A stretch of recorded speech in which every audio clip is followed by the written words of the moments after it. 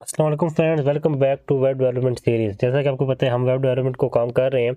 आज हमारा ट्यूटोरियल 3 है। इससे पहले हम 2 वीडियोस जो है इसकी अपलोड कर चुके हैं। आज की वीडियो के अंदर हम देखेंगे कि हमारे पास लिस्ट क्या होती है, हमारे पास हेडिंग्स क्या होती हैं और एचटीएमएल के अंदर पैराग्राफ्स क्या होते हैं। इसके सबसे पहले हम अपने वीएस कोड के अंदर एक न्यू फोल्डर बना लेते हैं।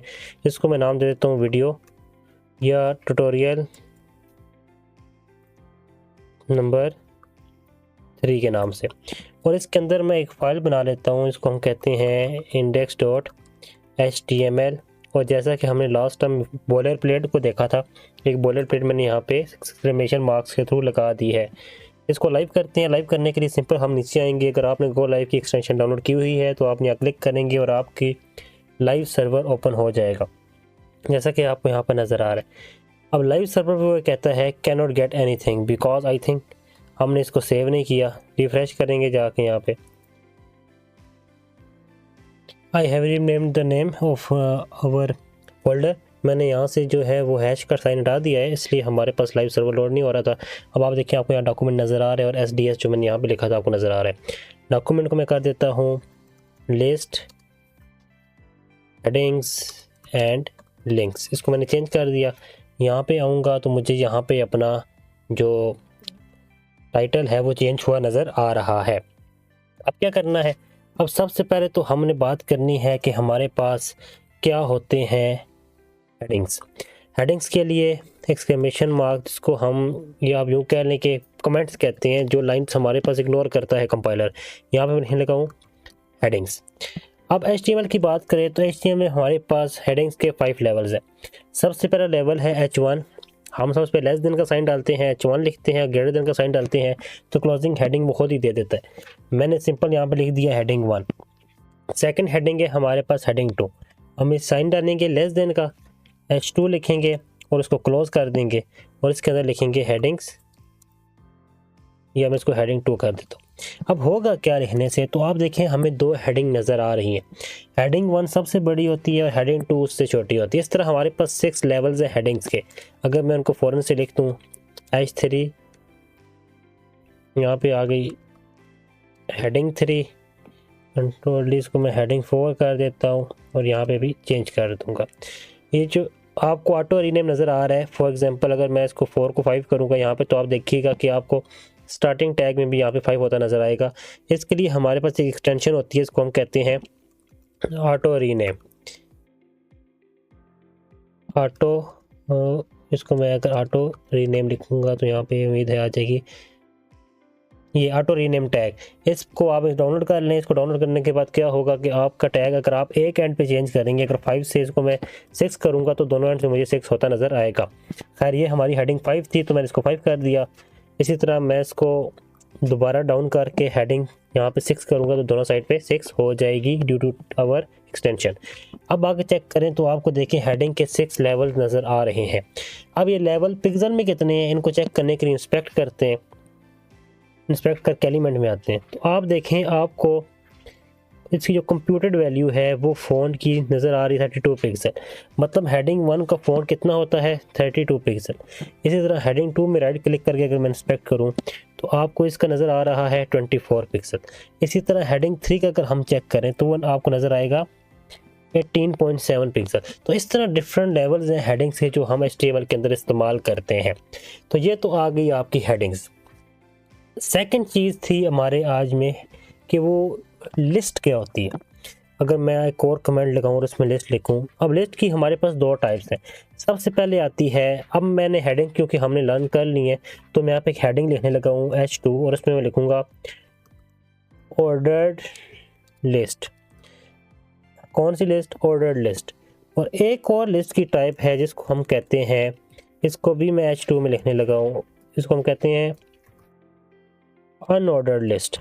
एक होगी ऑर्डर्ड लिस्ट और एक होगी अनऑर्डर्ड लिस्ट। मैंने दोनों यहाँ पे लिख दी हैं। अब ऑर्डर लिस्ट कौन सी होती है? ऑर्डर लिस्ट वो होती है जो एक स्पेसिफिक ऑर्डर में लिखी जाती है।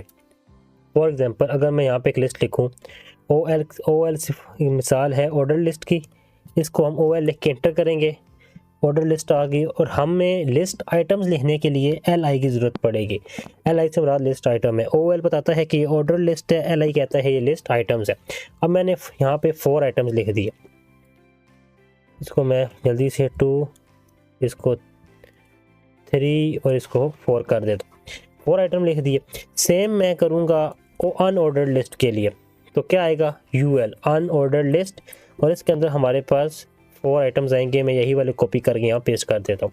अब हुआ ये कि आपको ऑर्डर लिस्ट के अंदर ऑर्डर नंबर ऑफ आइटम्स नज़र आ रहे हैं जो एक स्पेसिफिक ऑर्डर के अंदर है, और यहाँ पे अनऑर्डर्ड लिस्ट के अंदर बुलेट्स के अंदर आइटम्स नज़र आ रहे हैं जिनका कोई ऑर्डर नहीं है। तो हमें यह भी नज़र आ गया कि हम किस तरह ऑर्डर्ड और अनऑर्डर्ड लिस्ट का इस्तेमाल कर सकते हैं। नेस्टेड लिस्ट भी इस्तेमाल की जा सकती है। फॉर एग्जांपल अगर आपने यहाँ पे LI के अंदर आइटम 3 के 2 आइटम मज़ीद थे, तो आप इसके अंदर दोबारा लगा सकते हैं। आप इसको यूँ लिख सकते हैं, आप इसको लिखेंगे ऑर्डर लिस्ट और लिखेंगे लिस्ट आइटम 4, तो ये आपके 3 के अंदर 4 आइटम मज़ीद आ गए।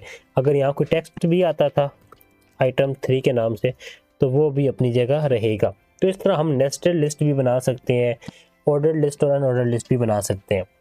तो ये हमारे 2 टॉपिक्स तो सिंपल हो गए, हेडिंग्स एंड लिस्ट।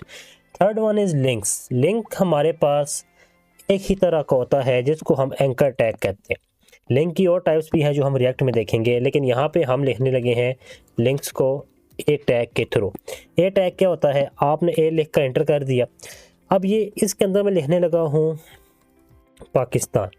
अब ये href वो लिंक है जहाँ पे आपको ये लेकर जाएगा। फॉर एग्जांपल अगर मैं ब्राउज़र में आऊँ और यहाँ पे मैं लिखूँ पाकिस्तान और इंटर कर दूँ, तो अगर मैं कोई विकीपीडिया फॉर एग्जांपल ओपन कर लेता हूँ, मैंने ये ऊपर लिंक कॉपी किया, मैं यहाँ पर आया, मैंने href में लिंक पेस्ट कर दिया। अपनी वेबसाइट के अंदर आपको देखें कि जिसको मैंने ए टैग बनाया था वो मुझे ब्लू नज़र आ रहा है। अगर मैं इस पर क्लिक करूँगा तो वो मुझे उस पेज पे ले जाएगा जहाँ का मैंने लिंक यहाँ पर बनाया था। उम्मीद है आपको ये भी समझ आ गई होगी। लेकिन एक इशू है, अगर मैं आपको दिखाऊं, मैं पाकिस्तान पे क्लिक करता हूं तो ये मुझे इसी पेज के ऊपर पाकिस्तान की वैल्यू दिखा रहा है, जबकि मैं चाहता हूं कि मुझे पाकिस्तान का ये वाला पेज नेक्स्ट टैब में ओपन नज़र आए। तो उसके लिए हमें क्या करना है, हमने यहाँ पर ए टैग के href के बाहर लिखना है टारगेट, और इसको हमने कर देना है अंडरस्कोर ब्लैंक। इसको करने से क्या होगा, अगर हम इस पर क्लिक करेंगे तो पाकिस्तान का पेज तो ओपन होगा, लेकिन वो न्यू टैब के अंदर ओपन हो जाएगा। तो ये थे हमारे पास सिंपल लिंक्स। अब करना क्या है, हमने लिस्ट देख ली, हमने हेडिंग्स देख ली, हमने एंकर टैग देख लिया। तो अब इनका इस्तेमाल करते हुए हम कुछ से मुराद बना लेते हैं, एक अपनी बुक मार्क ऐप बना लेते हैं फॉर एग्जांपल, जिसके अंदर हम अपने बहुत सारे बुक मार्क्स रख लेते हैं कि हम कौन कौन सी वेबसाइट्स और इस्तेमाल करते हैं। सही है, इसको मैंने कमेंट कर दिया और इसको मैंने डाउन कर दिया। तो अगर मैं बना रहा हूँ, इसको मैं नाम लिख देता हूँ यहाँ सबसे ऊपर टाइटल में माई बुक मार्क्स के नाम से, माई बुक मार्क्स आपको यहाँ से आ रहा होगा माई बुक मार्क्स। और सबसे पहले जो हेडिंग आएगी वो किसकी फॉर्म में आएगी, वो आएगी H1 की फॉर्म में। इसमें मैं लिखूँगा माई बुक मार्क्स, साथ छोटा सा S भी आ जाएगा। अब उसके बाद हम बना लेते हैं 2 ऑर्डर लिस्ट। सही है, या सबसे पहले एक H1 है तो H2 लगा लेते हैं। उसमें हम लिखते हैं ऑफिस 1, और एक और H2 है, इसमें हम लिख देते हैं पर्सनल 1। ये 2 आ गए, आपको यूँ नज़र आ रहा है। ऑफिस 1 के अंदर हमारे पास सबसे पहले आएगी एक और चीज़ मैं आपको बताता चलूँ, अगर हमारे पास VS कोड आप इस्तेमाल कर रहे हैं, आप राइट क्लिक करेंगे तो आपको एक चीज़ नज़र आएगी फॉर्मेट डॉक्यूमेंट। अगर आप ये मारेंगे तो आपको डॉक्यूमेंट एक स्पेसिफिक फॉर्मेट में मिल जाएगा जो देखने में भी अच्छा लगता है और एक्स्ट्रा स्पेस वो रिमूव कर देता है।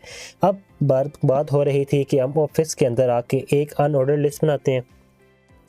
उस लिस्ट के अंदर हमारे पास लिस्ट आइटम होगा, लिस्ट आइटम के अंदर हमारे पास जो कुछ होगा वो हमारे पास लिंक होगा एक पेज का।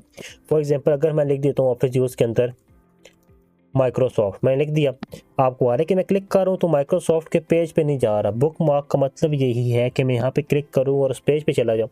तो इस माइक्रोसॉफ्ट को मैं लिखूँगा ए टैग के अंदर और यहाँ मैं लिख दूँगा माइक्रोसॉफ्ट। अब माइक्रोसॉफ्ट का लिंक भी चाहिए तो मैं जाऊँगा माइक्रोसॉफ्ट की वेबसाइट पर और यहाँ से इसका कोई भी लिंक कॉपी कर लूँगा। ये मैंने Ctrl+R Ctrl+C कॉपी कर लिया। यहाँ पे आकर मैंने इसको पेस्ट कर दिया। अब क्या होगा, सेम जब मैं आऊँगा इस पेज पर, यहाँ से क्लिक करूँगा तो ये मुझे माइक्रोसॉफ्ट के पेज पर लेकर जा रहा है। लेकिन मुझे नेक्स्ट टैब में चाहिए, तो उसके लिए हमने क्या सीखा, हम यहाँ पे लिखेंगे target_blank, तो अभी नेक्स्ट टैब में भी चला जाएगा। अब आप देखें आपको ये सारे एक ही लाइन में नज़र आ रहे हैं। इसको स्पेसिफिक फॉर्मेट में लाने के लिए मैं राइट क्लिक करूँगा और फॉर्मेट डॉक्यूमेंट को क्लिक करूँगा तो ये एक स्पेसिफिक फॉर्मेट के अंदर आ जाएगा। अब मुझे एक नहीं चाहिए, मुझे 3 चाहिए। मैं एक और बना लेता हूँ और इस पर मैं लिख देता हूँ माइक्रोसॉफ्ट की जगह गूगल, तो उसका हमें पता है google.com होता है, google.com, वही आगे सारा कुछ रिमूव कर दिया। ठीक है, अब मैं क्लिक करूँगा तो मुझे गूगल की वेबसाइट पे ले जाएगा, माइक्रोसॉफ्ट पे क्लिक करूँगा तो मुझे माइक्रोसॉफ्ट की वेबसाइट पे ले जाएगा। नेक्स्ट एक और बना लेते हैं जिसको हम कहते हैं क्या कहें, इसको हम फेसबुक कह लेते हैं, facebook.com आएंगे। इसको मैं यहाँ पर भी चेंज करना पड़ेगा, फेसबुक। यहाँ क्लिक करेंगे तो हम फेसबुक की वेबसाइट पर नेविगेट हो चुके हैं। अब आगे पर्सनल वंस के लिए, पर्सनल के लिए मैं यहाँ पर एक ऑर्डर लिस्ट बना लेता हूँ और उसके अंदर लिस्ट आइटम होगा। लिस्ट आइटम के अंदर एंकर टैग होगा। एंकर टैग के अंदर हम लिखेंगे ChatGPT। नज़र आ गई है। अब ChatGPT की वेबसाइट चाहिए हमें, उस पर आके हम लिखेंगे सबसे पहले बल्कि मैं इसको अगर यहाँ पर लिख ChatGPT,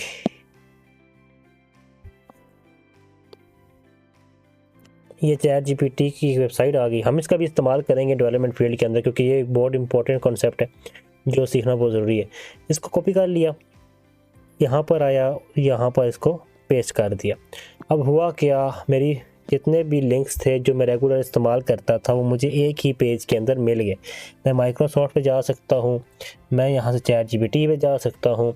अगर मैंने कहीं और सर्च करना है फॉर एग्जांपल, अब आप देखें कि ChatGPT मेरा उसी पेज पे ओपन हो गया, क्योंकि मैंने यहाँ पे target_blank नहीं लिखा था।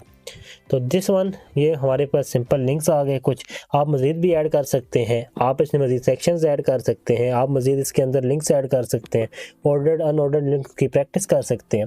बस ये बेसिक कॉन्सेप्ट्स आप तक पहुंच गया है।